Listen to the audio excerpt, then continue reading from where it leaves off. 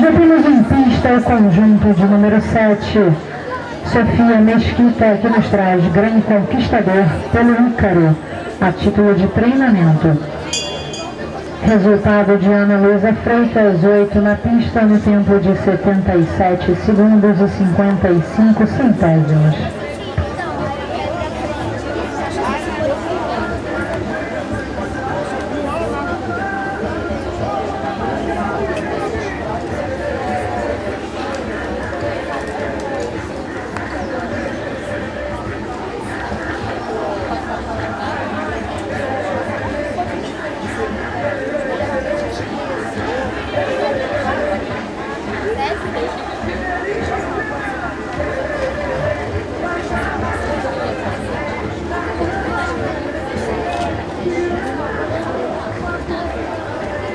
Atenção a todos presentes, aqueles que quiserem seu percurso filmado na prova do dia de hoje. A senhora Nina encontra-se no salão principal, próximo à cantina do Clube Militar de Polo.